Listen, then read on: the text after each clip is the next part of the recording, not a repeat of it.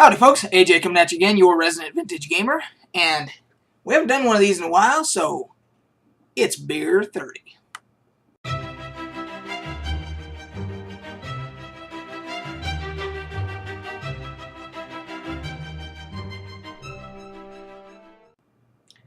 Cheers.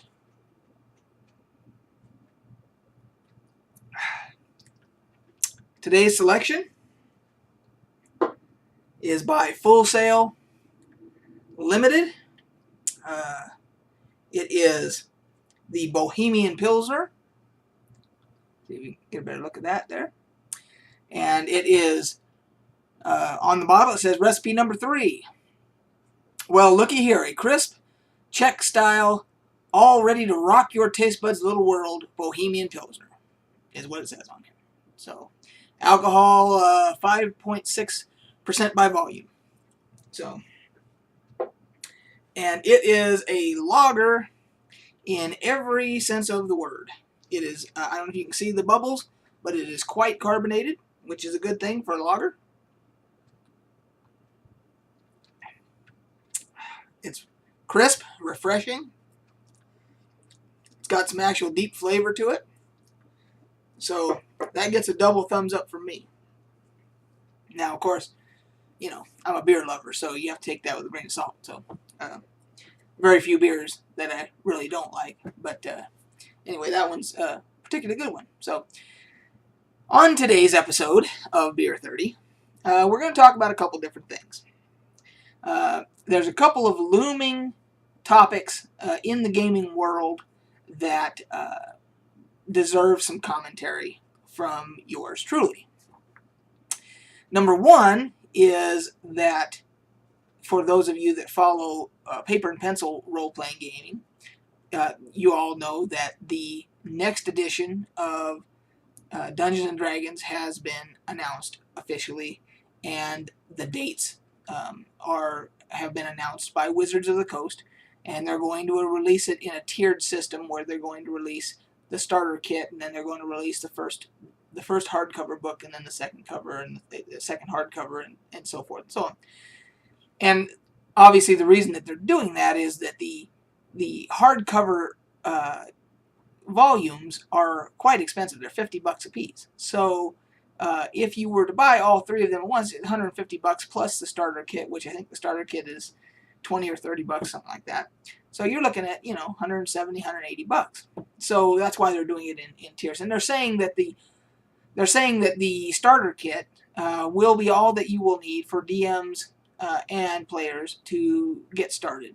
You won't need the other three, you know, tomes until later. So that's the way that they're going to do the release on this. Now, so my thoughts are a couple of things. Number one, I think that the price points, considering the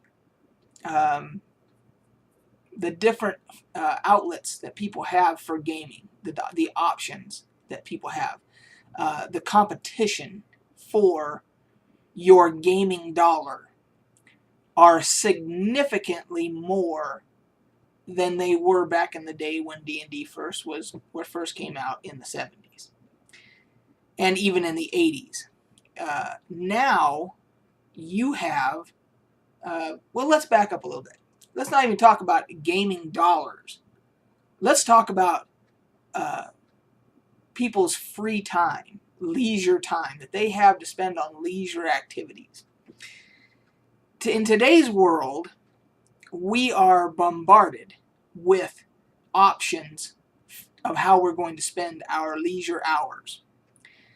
The number of movies that would appeal to the same demographic as somebody that plays Dungeons and Dragons, in my opinion, the options are significantly more than they were when D&D first came out, and in the 80s even, etc., even into the 90s. Now you have, they finally, you know, Hollywood finally caught on and said, wow, people that are into geek culture and nerd culture spend money. They don't have a problem if you put out a good product, they will spend money on it. You know, and then you have that's why you have all of the comic book movies, you know, the superhero movies that are coming out, and they're all doing big numbers at the box office. You've got those. You've got graphic novels that are turning into and novels that are turning into massive hit TV shows. The Walking Dead, Game of Thrones, etc. Okay, so you have all of that. Then on top of that, you have things like these next generation consoles, Xbox One, PlayStation 4, the Wii U to a certain extent. I wouldn't put that in the same category, and I'm going to talk a little bit about Nintendo in a little bit. Nintendo, your time is coming. You just hang on. So let's talk. Let's just say that from a leisure activity standpoint, people's time is stretched with and people that like to read and so forth. I mean, the amount of, you know, when you had the Harry Potter craze and everybody's waiting for, you know, you got the Game of Thrones books and everybody's waiting for the next set of novels that's going to come out that's going to start. I mean, you had the Hunger Games and you know, that type of thing. So your time is being stretched. And so now they come out with D&D next, and people are going to say, okay, I need to read all these. At some point, when these books come out, I'm going to have to read all these to reintroduce myself to another version of another game that I've already been playing for years. So that's one problem. The next is the price point. Again, people's leisure dollars are being stretched, as is their time. People only have so much leisure disposable income that they are willing to go spend at the movie theater, on some books, Amazon, you know, renting movies on Amazon, Redbox, whatever it is, you know, spending money on Netflix, you know, Hulu Plus, those subscriptions and things like that, and then you've got, you know, $60 for video games or PC games or whatever it is, Steam sales, you name it, and then you're going to come out with a whole another set of Dungeons and Dragons, $150 plus the starter kit, etc. Eventually, as they, you know, come out, everybody's going to want. If you're going to do it, you're going to want them all. So I think that's going to be a challenge, and so that's one point from what I'm looking at. The next thing is, is it necessary to keep reinventing Dungeons and Dragons?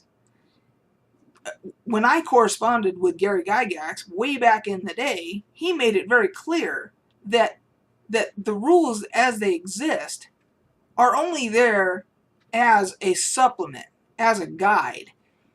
The Dungeon Master or the Game Master, whatever you want to call them, whatever game you're running, and your players, you guys decide what the hell the rules are going to be. You know, the DM, Game Master's got his screens up and everything else like that. He's rolling dice. The players have no idea what he's rolling, what results he's getting. Who cares? You know, if he is narrating the story and you're having fun, and you don't feel like it's a Monty Hall dungeon, which is an old term that the old folks know what that means. Young folks may not, but if you don't feel like, you know, it's too easy, that there is a certain amount of challenge, and you're having a good time and you're having fun with your friends and everything else, who cares? So whether you're playing first edition or this new D&D Next, which is actually the 5th edition, it doesn't really matter. Or any mixture of the two. You know, I mean, when I DM first edition, and I throw in some 2nd edition because I like some of the additional classes that they came out with in 2nd edition. And I mix and match. And the players couldn't care less. Players have a ball, doesn't matter, you know. So anyway, that's my opinion on D&D Next. Whether or not, I don't know if I'll ever buy it or not. I don't even know if I have any need for it when I have all these books that I've from the other editions that I already have that can do anything I want to do, and I can spin it any way I want to. So that's my thoughts on D&D Next. Now, let me wet my whistle.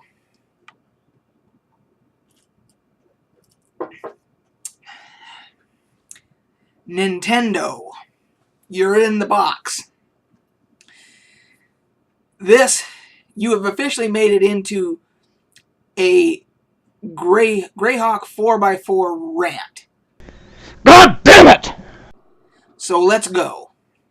Okay, Nintendo has recently said that they're not going to allow people to continue to upload gameplay videos of their games for the Nintendo Wii U to YouTube without them issuing a copyright strike against them and so forth. And they've also said, well, we're going to have an affiliate program that people can join us as an affiliate, and then if you decide to upload our, in-game footage of our games, we're going to get a cut. Google's going to get a cut, and whatever's left over, the YouTube content creator is going to get. Now, they're fully within their legal means to do this. What I'm saying is that it's fucking stupid. It is fucking stupid to do that, Nintendo. Every other game company on planet Earth is encouraging us, content makers, content creators, to upload as much gameplay footage of their games as we could possibly pump out. They want us to. Xbox One, PlayStation 4 have the ability within the consoles to upload directly from the you can upload it right there from the consoles. I don't even have either one of them, but I know that because I've watched other videos of people that have done it. Okay?